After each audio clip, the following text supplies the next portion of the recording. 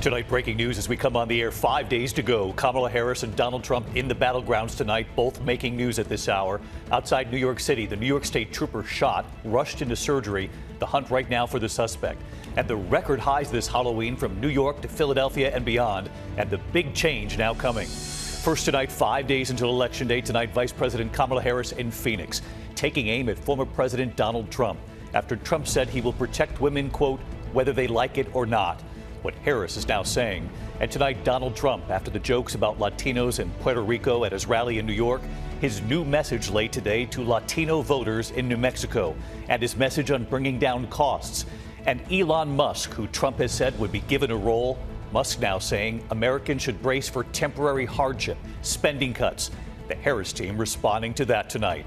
The record-setting Halloween, 81 in New York City, 82 in Philadelphia, and the big change coming across this country. We're tracking it.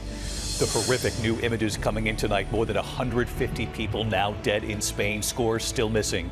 And the dramatic rescues now underway. Neighbors tying sheets together to rescue a woman from the floodwaters. An emergency crew airlifting a mother and baby to safety. Tonight, North Korea testing an intercontinental ballistic missile that could reach the U.S. just hours after the U.S. condemned North Korea for sending troops to Russia to help in Russia's fight against Ukraine. Tonight, the four-star Army general in charge of U.S. Central Command, reportedly under investigation now for pushing an airman. What the general was allegedly angry about. Martha Raddatz is here. Outside New York City at this hour, the urgent manhunt underway for the driver who shot and wounded that state trooper on a highway. The trooper thought he was about to help a stranded driver. In Florida, the man attacked by a shark for a second time at the same beach. The celebrations in Los Angeles, the World Series champions, the Dodgers returning home after a stunning comeback last night against the Yankees in the Bronx. And America Strong tonight. Usually they show up for the football team, but tonight, the remarkable scene when the entire football team shows up for someone else. From ABC News World Headquarters in New York, this is World News Tonight with David Muir. Good evening, and it's great to have you with us here on a Thursday night, and happy Halloween. We'll get to the record-breaking temperatures and the big change now coming in a moment here.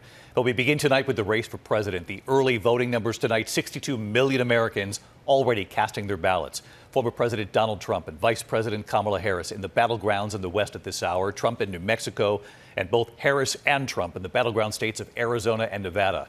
Former President Trump in Albuquerque, New Mexico, with a new message for Latino voters late today, and it comes just days after the jokes about Latinos and Puerto Rico at his rally in New York. Trump now reaching out to Latino voters and says he believes he can win in New Mexico. He also talked about bringing down costs and has said that Elon Musk would have a role. Elon Musk now saying Americans should brace for temporary hardship. Tim Walz responding to that tonight. And in Wisconsin last night, Donald Trump saying he will protect women, quote, whether the women like it or not. Tonight, Vice President Harris in Phoenix, and Harris called those words offensive, saying women have their own authority, their own rights to make decisions about their own lives. And in Arizona, where abortion rights are on the ballot, Harris saying women, quote, refuse to accept a future without reproductive freedom. What the early voting shows so far, the gender gap, more women than men voting so far. We have both campaigns covered tonight, beginning with ABC's Mary Bruce on the Harris campaign in Las Vegas. Tonight, in the final days of this race, the road to the White House leading both candidates to the crucial Western battlegrounds. Vice President Kamala Harris rallying supporters in Phoenix. Are we ready to vote? Are we ready to win? Harris, who has been banking on a surge of women voters to push her across the finish line, now seizing on new comments from her opponent. Donald Trump promising to protect women, quote, whether the women like it or not. And my people told me about 4 weeks ago, I was saying, no, I want to protect the people. I want to protect the women of our country. I want to protect the women. Sir, please don't say that. Why? They said, we think it's very inappropriate for you to say. I said, well, I'm going to do it whether the women like it or not. I'm going to protect them. Today, Harris calling those comments offensive. It actually is, I think, very offensive to women in terms of not understanding their agency, their authority, their right, and their ability to make decisions about their own lives, including their own bodies. And this is just the latest on a series of reveals by the former president of how he thinks about women. In Phoenix tonight, Harris also zeroing in on the issue of abortion, a focus of her campaign. Trump has repeatedly boasted of appointing 3 of the Supreme Court justices who overturned Roe v. Wade. Today, I see the promise of America in everyone here, in all of you. I see the promise of America in the women who refuse to accept a future without reproductive freedom, and the men who support them. Over 62 million Americans have already voted in this race, and our 538 analysis reveals that in the key battleground states, 55% of those early voters are women. We've seen that kind of gender gap before. But tonight, Trump supporters who are counting on a surge of votes from young men sounding the alarm. Conservative activist Charlie Kirk, who is helping to get out the vote for Trump, posting on social media, "If men stay at home, Kamala is president. It's that simple. Men need to go vote now." But in Arizona, Harris doubling down. He simply does not respect the freedom of women or the intelligence of women to know what's in their own best interest and make decisions accordingly. But we trust women. We trust women. Harris, of course, is also courting male voters, and she's hoping to get a boost from 2 big-name endorsements in the last 24 hours. Arnold Schwarzenegger, the actor who served as the Republican governor of California, saying, quote, "I will always be an American before I am a Republican." And Lakers great LeBron James saying, quote, "When I think about my kids and my family and how they will grow up, the choice is clear to me." David. Mary Bruce leading us off tonight. Mary, thank you. Former President Trump in New Mexico late today with a message to Latino voters. Trump also talking about the economy bringing down costs, saying he will create a new cabinet position to reduce the cost of living. Trump has said that Elon Musk would play a role, and Elon Musk now saying Americans should prepare for temporary hardship. ABC's Rachel Scott with the Trump campaign in Nevada as well.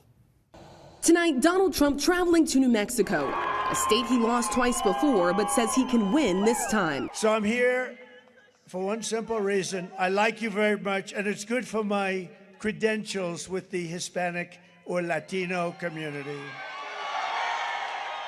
As I was saying, I love the Hispanics. I love them. It comes in the wake of the uproar over a speaker at Trump's Madison Square Garden rally, making crude jokes about Latinos, calling Puerto Rico a, quote, "floating island of garbage." I think it's called Puerto Rico. In his closing argument, Trump zeroing in on 2 issues, inflation and immigration. But I've come here today with a message of hope for all Americans. With your vote in this election, I will end inflation. I will stop the massive invasion of criminals into your state, and I will bring back the American dream. Trump today announcing he will create a new cabinet position focused on reducing the cost of living, making this promise. On day 1, I will sign an executive order directing every federal agency to immediately remove every single burdensome regulation driving up the cost of goods. But the former president offering no specifics on how any of this would be accomplished. It comes with the Harris campaign pouncing on comments from one of Trump's top supporters, billionaire Elon Musk. Trump says he would put Musk in charge of cutting government waste. Musk says he would cut at least $2 trillion from the federal government. Well, I think we can do at least $2 trillion. Yeah! Yes. $2 trillion. But Musk, whose companies have billions of dollars in federal contracts, acknowledging that such spending cuts, quote, necessarily involves some temporary hardship, but it will ensure long-term prosperity. Today, Kamala Harris's running mate, Minnesota Governor Tim Walz, on the attack. Elon said, American folks, you're going to go through some hardships. Now you tell me, what the hell does the richest man on earth know about hardship? Trump's focus on inflation comes as new government reports show the overall inflation rate is right on target at 2.1%, what is generally expected. And today's new promises come 24 hours after Harris said controlling prices was at the top of her to-do list, as she told our Mary Bruce. My highest priority is to bring down prices and bring down costs. That is one of the biggest issues that is affecting the American people. I've been traveling the country. They know the price of groceries is still too high. I know it's still too high. After that controversy at his Madison Square Garden rally, Donald Trump has spent the last few days trying to court Hispanic voters, first with a stop in Allentown, Pennsylvania, which has a large Puerto Rican community, then visiting Albuquerque, New Mexico today. He has a rally here tonight in Henderson, Nevada, before making one more stop in battleground Arizona, David. Rachel Scott live in Nevada as well for us tonight. Rachel and Mary, we thank you. Election night just 5 days away right here on ABC. Thanks, Rachel. Tonight, one of the warmest Halloweens ever in the Northeast. New York City hit 81, Philadelphia 82, both tying record highs.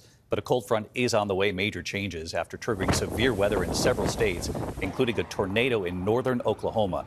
So let's get right to meteorologist Lee Goldberg from our New York station, WABC, back with us tonight. Lee, a warm Halloween, but as you mentioned, a change is coming.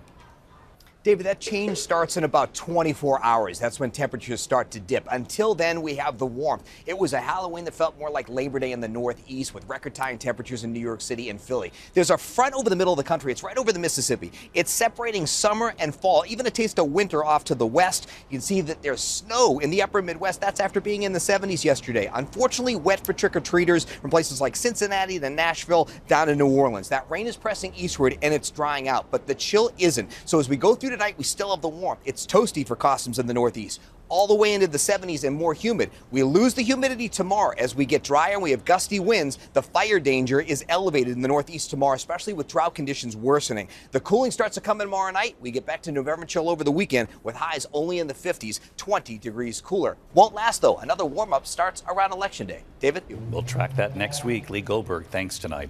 Overseas this evening, and the horrific new images coming in, the death toll rising after the catastrophic flooding in Spain. More than 150 people are dead, many still missing tonight, and the dramatic rescues underway. You're going to see the neighbors tying sheets together to rescue a woman from the floodwaters, and an emergency crew airlifting a mother and baby to safety. Here's our foreign correspondent, James Longman, tonight. New video tonight shows the sheer force of Spain's worst flooding in decades. As the death toll soars, more than 150 people killed, scores more still missing.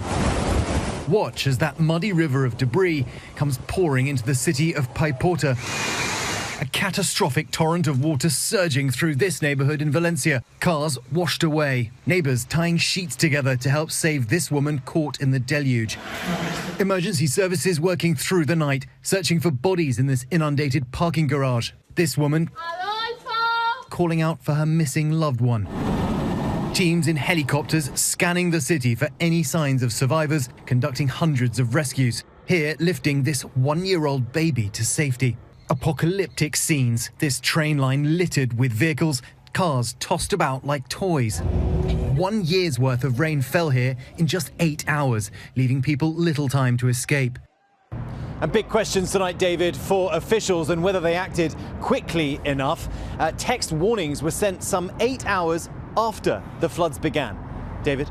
James Longman with us here tonight. James, thank you. Tonight, just hours after the U.S. condemned North Korea for sending troops to Russia to help against Ukraine, North Korea tonight test launching an intercontinental ballistic missile that could reach the U.S. Here's Martha Raddatz.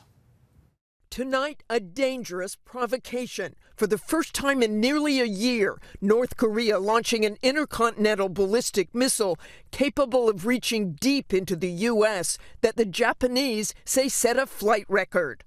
This video believed to show the test missile then splashing into the Sea of Japan. The launch came within hours of the U.S. condemning North Korea for aiding Russia in its war against Ukraine, with 8,000 North Korean troops now deployed in the frontline Russian province of Kursk, north of Ukraine's second-largest city, Kharkiv. U.S. officials meeting with South Korean counterparts in Washington, calling it a sign of Vladimir Putin's desperation. Russia has been training DPRK soldiers in artillery, UAVs, basic infantry operations, including trench clearing, indicating that they fully intend to use these forces in frontline operations. Ukrainian intelligence telling ABC News this video shows North Korean soldiers in Russia. Make no mistake, if these North Korean troops engage in combat or combat support operations against Ukraine, they would make themselves legitimate military targets. Despite those tough words, the provocation is expected to increase with a possible nuclear test in the coming days. And according to a U.S. official, the expectation of many more North Korean troops. David? The administration watching this closely, just days until the election here in the U.S., of course. And Martha, while I have you tonight, another story breaking at this hour. The U.S. Army now says it's investigating the 4-star general in charge of U.S. Central Command. What do you know? David, this is now in the hands of the Army Criminal Investigation Division. They are looking into allegations that General Eric Kurilla pushed a subordinate, an airman, aboard a C-17 several weeks ago on a flight to the Middle East. He was reportedly angry about being told to sit down and buckle his seatbelt. He is, of course, the top U.S. general in charge of all U.S. troops from Egypt to Iraq to Syria. And tonight, he does remain on the job. David? Martha Raddatz with us on both fronts tonight. Martha, thank you. When we come back outside New York City, the urgent manhunt underway right now for the suspect who shot a state trooper who was rushed into surgery. That trooper thought he was about to help a stranded driver. And the man in Florida attacked by a shark for the second time now at the same beach. In a moment. Tonight, the manhunt outside New York City for the suspect wanted for shooting a state trooper on Long Island. Trooper Thomas Macia was shot in the leg. Authorities say he thought he was helping a stranded driver on the Southern State Parkway in West Hempstead. The driver opening fire as he approached, the trooper undergoing surgery. He is expected to recover. Tonight in Florida, a surfer surviving his second shark attack in Jupiter, Florida. Cole Tashman says a shark attacked both of his legs at Bathtub Beach. He says he almost lost parts of both feet. He's had 2 operations, 93 stitches. The first attack happened at the same beach in 2013. This attack, much worse. When we come back here tonight, the generic versions of the prescription drugs you buy. Tonight, drug makers accused of price fixing, how they did it, and the world champion Dodgers return home after last night's incredible comeback. To the index of other news tonight, 2 generic drug makers have agreed to a $49 million deal, settling allegations of price fixing, the consumers paying the price. Multiple states suing Heritage and Apotex, along with dozens of other drug makers, accusing executives of inflating and manipulating prices while they were meeting for lunches, partying, and golf. Both companies are now cooperating in the case. A painful night for the Yankees, but an incredible late-game comeback for Dodgers fans, the new World Series champions, and a hero's welcome in Los Angeles. The team beating the Yankees 7-6 in Game 5 last night, completing a stunning comeback after being down 5-0. Players flying back today, raising the trophy as they stepped off the plane. They'll have a parade and rally tomorrow. When we come back here tonight, they're always there for the football team. Who the football team showed up for instead this time. This is quite something. Finally tonight here, America Strong. They are always there for the football team. So the players on that football team showed up for them. Tonight in American Fork, Utah, a role reversal for the marching band and the football team. The American Fork High School Marching Band at every football game this season cheering for the team. Joining us from this past Saturday, Utah, please welcome the American Fork High School Marching Band. It was the band now competing, taking to the field at the Mount Timpanogos Marching Band Invitational. And in the stands this time, the American Fork football team, one by one, each player taking their seat in their uniforms. This time, they were doing the cheering. The marching band performing, the xylophones, the color guard, the tubas. And look at the trombone. It's a tradition the football team started 6 years ago. Hey, David. Football coach Aaron Bem. It's been amazing for our kids to go over and support them and see what they do. They work just as hard as we do, and it's just great for our community to go and support one another. The band supports us at games, and we love to go and support them. Hey, David. Taven Jensen, the center on the team. They come support us at all of our games. It's important for us to show our support for them and how much they accomplish, how much their hard work means. And the American Fork High School Marching Band at practice today, moved by the support. Hello, Dave. Drum major Jared Rajwapman. We're so grateful for the football team and the endless support that they've given to us over the years. Go Cavemen. And listen to this. That marching band now ranked the #1 high school marching band in Utah. And that football team is their cheering squad.